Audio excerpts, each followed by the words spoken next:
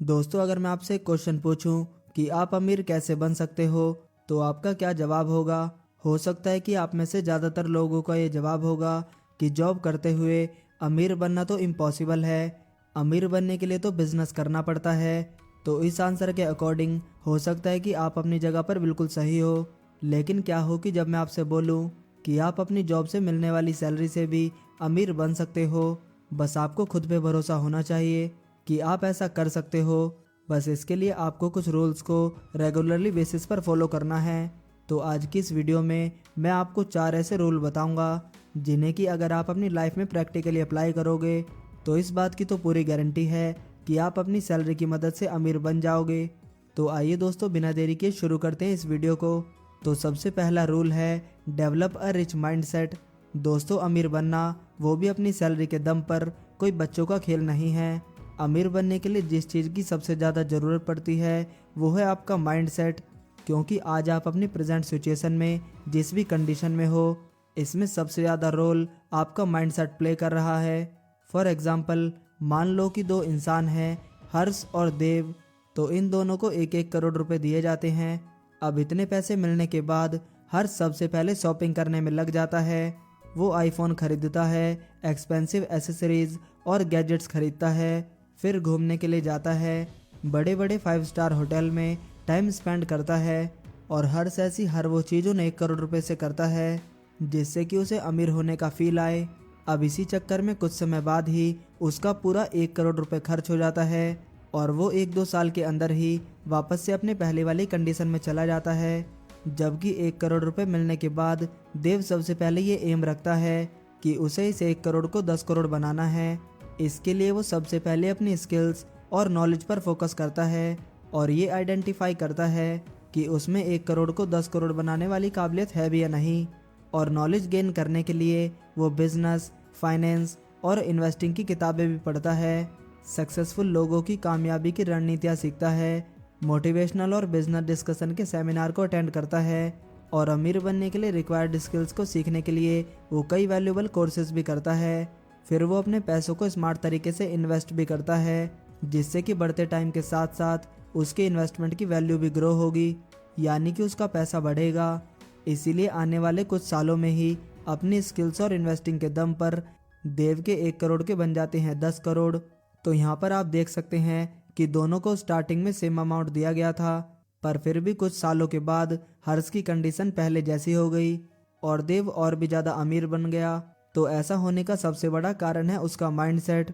हर्ष का poor mindset, यानी कि उसे करोड़ों रुपए कमाने नहीं थे, उसे तो बस करोड़ों रुपए खर्च करने थे अमीर दिखने के लिए और शो ऑफ करने के लिए।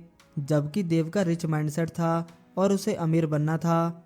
इसीलिए सबसे पहले उसने 1 करोड़ को 10 करोड़ बनाने की सोची, जिसके लिए उसने सबसे पहले स्किल और नॉलेज पर ध्यान दिया, सबसे पहले सीखा और फिर इन्वेस्टिंग भी की और इसी वजह से वो पहले से भी ज़्यादा अमीर बन गया। तो इस एग्जाम्पल से अब तो आपको ये समझ आ ही गया होगा कि आपकी प्रेजेंट सिचुएशन चाहे जैसी भी क्यों ना हो, ये ज़्यादा मैटर नहीं करता है। मैटर करता है तो सिर्फ आपका माइंडसेट। अगर आपका अमीरों वाला माइंडसेट है और अगर आप अमीरों की तरह सोचते हो तो आज नहीं तो कल आप डेफिनेटली अमीर बन ही जाओगे, अन्यथा आपकी हालत भी हर जैसी रहेगी। इसीलिए दोस्तों, सबसे पहला रूल यही है कि खुद के अंदर रिच माइंडसेट डेवलप करो। दूसरा रूल है understanding the difference between need and want. Suppose करें कि आपको कोई प्रोडक्ट पसंद आ गया है जिसका प्राइस है 20,000 रुपये और आपको ये प्रोडक्ट लेने का बहुत मन कर रहा है। तो अब आप क्या करो कि 1 महीने के लिए उस प्रोडक्ट के लिए रुक जाओ। अगर 1 महीने तक आपको उस प्रोडक्ट के बिना जीने की दिक्कत नहीं आती, तो इसका मतलब ये है कि आपकी ये एक वांट है जिसकी आपको अर्जेंटली कोई भी ज़रूरत नहीं है, तो आपको इसे खरीदना नहीं चाहिए। इससे आपके 20,000 रुपये बच जाएंगे।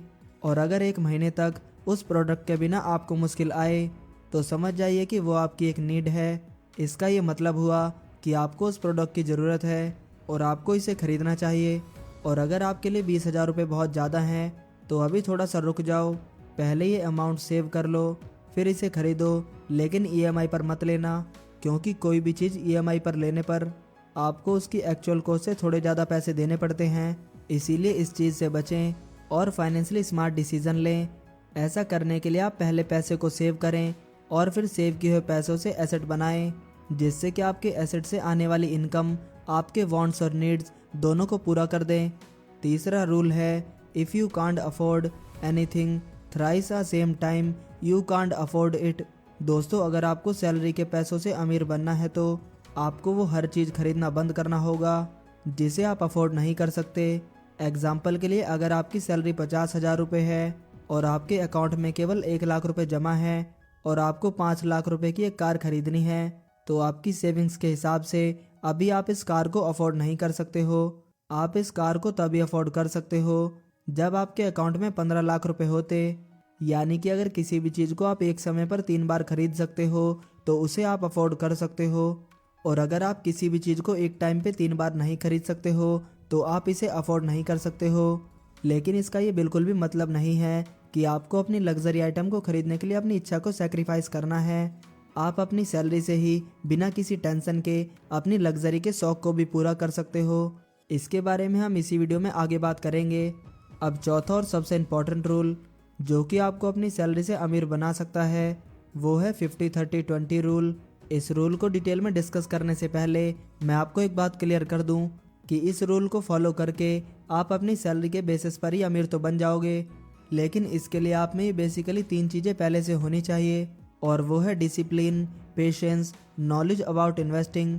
तो 50-30-20 मनी मैनेजमेंट स्ट्रेटजी का पहला स्टेप ये है कि आपको अपनी 50% इनकम को अपनी बेसिक नीड्स पर खर्च करना है, जैसे कि फूड, ट्रांसपोर्टेशन, क्लॉथ्स, बिल, बच्चों की स्कूल की फीस एक्सेट्रा। एग्जाम्पल के लिए मान लें कि आपकी मंथली सैलरी 40,000 रुपये है, तो आपको अपने 20,000 रुपये में अपने सारे बेसिक नीड का खर्चा कवर कर लेना है। अगर 20,000 रुपये में आपकी बेसिक नीड पूरी नहीं हो पा रही है तो ये इस बात को इंडिकेट कर रहा है कि आपको अपनी इनकम को बढ़ाने की ज़रूरत है या फिर आपको अपने फिजूल खर्चों को कम करने की ज़रूरत है। खैर, जो भी हो, आपको इस रूल के लिए डिसिप्लिन को मेंटेन करना है। 50% में ही आपको अपनी बेसिक नीड्स का पूरा खर्चा करना है।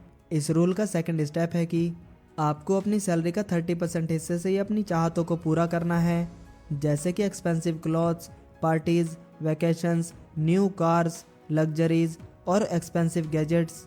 हो सकता है कि आप ये बोलो कि मेरी वांट्स तो इतनी ज़्यादा है कि वो इस 30% से पूरी नहीं हो सकती, तो हम क्या करें? तो दोस्तों, इस रूल को आपको अपने पूरी डिसिप्लिन और पेशेंस के साथ फॉलो करना है। यानी कि कुछ भी आपको अपने 30% इनकम से ही अपनी वांट्स या नीड को पूरा करना है। अगर ऐसा नहीं हो पा रहा है तो एग्जाम्पल को बड़ा ध्यान से सुन लीजिए। मान लीजिए कि आपकी मंथली सैलरी 30,000 रुपये है और आपको 18,000 रुपये का मोबाइल फ़ोन लेना है, पर ये 18,000 रुपये का मोबाइल आपकी इनकम का 60% पैसा है। तो क्या आपको इस फ़ोन को लेना चाहिए? तो बिल्कुल भी नहीं। इस महीने आप अपनी सैलरी का 30% पैसा यानी कि 9,000 रुपये सेव करो और अगले मंथ की सैलरी का वेट करो। फिर जब आपको नेक्स्ट मंथ की सैलरी मिल जाए उसका भी 30% यानी कि 9,000 रुपये आप सेव कर लो। अब जो आपने पिछले महीने 9,000 रुपये सेव किए थे और इस मंथ जो 9,000 रुपये सेव किए, तो इन दोनों को मिलाकर हो जाता है आपका 18,000 रुपये। तो अब आप इस 18,000 रुपये से उस मोबाइल को खरीद सकते हो। तो इस एग्जाम्पल से अब तो आप ये समझ ही गए होंगे कि अगर आपकी सैलरी का 30% इनकम के अकॉर्डिंग आपकी वांट के लिए सिग्निफिकेंट अमाउंट हो रहा है तो आप इस 30% पैसे का यूज़ अपनी वांट के लिए कर सकते हो।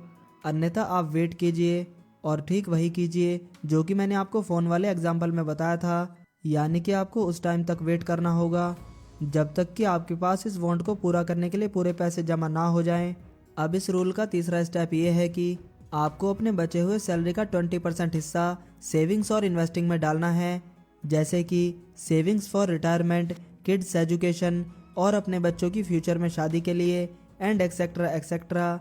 Investment in fix deposit, provident fund, mutual funds, real estates, stocks and etcetera. दोस्तों, अगर आप म्यूचुअल फंड और स्टॉक में इन्वेस्टमेंट करना चाहते हो तो सबसे पहले आपको इनके बारे में सीखना होगा, क्योंकि यहाँ पर आपको रिटर्न्स बाकी के कंपैरेटिवली काफ़ी ज़्यादा अच्छे मिलते हैं। इसीलिए यहाँ पर रिस्क भी काफ़ी ज़्यादा इन्वॉल्व होता है। इसीलिए यहाँ पर इन्वेस्टिंग करने से पहले आप ये सीख लें कि स्टॉक मार्केट क्या है और ये कैसे काम करता है, किसी भी कंपनी का फंडामेंटल एनालिसिस कैसे किया जाता है। तो अगर आप ये सब सीखकर इन्वेस्ट करोगे तो आपकी इन्वेस्टमेंट पर रिस्क काफ़ी हद तक कम हो जाएगा। और क्या आपको पता है कि स्टॉक मार्केट और म्यूचुअल फंड में आपको कंपाउंडिंग का भरपूर बेनिफिट भी मिलता है। एग्जाम्पल के लिए, अगर आप किसी म्यूचुअल फंड्स में 5,000 रुपये की मंथली SIP 20 सालों के लिए शुरू करते हो, जहां पर आपका पैसा 20% के रिटर्न से ग्रो हो रहा है, तो 30 साल के बाद आपकी इन्वेस्टमेंट वैल्यू होगी 1.5 करोड़ रुपए और आपकी टोटल अर्निंग होगी 1.46 करोड़ रुपए और आपका टोटल अमाउंट जो कि आपने डिपॉजिट किया था वो है सिर्फ आपका 12 लाख रुपए। तो ये जो मैजिक है ये आपको सिर्फ स्टॉक मार्केट और म्यूचुअल फंड में ही देखने को मिलेगा। इनफैक्ट स्टॉक मार्केट में कई बार 20% से भी ज़्यादा, जैसे कि 50%, 100%, 200% और यहाँ तक कि कई बार 1000% तक का भी रिटर्न देखने को मिला है। तो दोस्तों यही था 50-30-20 रूल। और हाँ, एक और ज़रूरी बात, इस रूल को फॉलो करते करते जब आपकी सैलरी और एक्सपीरियंस दोनों बढ़ जाते हैं, जैसे कि मान लीजिए आपकी सैलरी 30,000 से बढ़कर 50,000 हो जाती है, तो अब आप इस रूल को थोड़ा चेंज भी कर सकते हैं। यानी कि 40% बेसिक नीड्स, 20% फॉर वांट्स और 40% फॉर सेविंग्स एंड इन्वेस्टमेंट। यानी कि आपका 50-30-20 रूल हो जाएगा 40-20-40। पर ऐसा आप तभी करें जब आपकी 50-30-20 रूल को फॉलो करते करते आपकी इनकम और एक्सपीरियंस काफ़ी ज़्यादा बढ़ जाए। जब आपको ऐसा लगने लगे कि अब आप अपनी 40% से बेसिक नीड्स को पूरी कर सकते हो, तभी आप 40-20-40 रूल पर जाएं। तो दोस्तों, मैंने इस वीडियो में जो भी आपको नियम बताए हैं, इसे अगर आप स्ट्रिक्टली डिसिप्लिन और पेशेंस के साथ फॉलो करते हो तो आप फाइनेंशियली स्ट्रगल कभी भी नहीं करोगे और लॉन्ग टर्म में आप करोड़पति भी बन जाओगे। बस अपनी इन्वेस्टमेंट डिसीजन को स्मार्टली प्ले कीजिए और फिर कंपाउंडिंग के पावर का मैजिक देखिए। तो उम्मीद है कि आपको इस वीडियो से काफ़ी ज़्यादा वैल्यू मिली होगी। अगर आपका अभी भी कुछ डाउट है तो आप वीडियो में कमेंट करके इजीली पूछ सकते हो। वीडियो पसंद आई हो तो वीडियो को लाइक करें और चैनल को सब्सक्राइब करना ना भूलें। आपका कीमती समय देने के लिए धन्यवाद।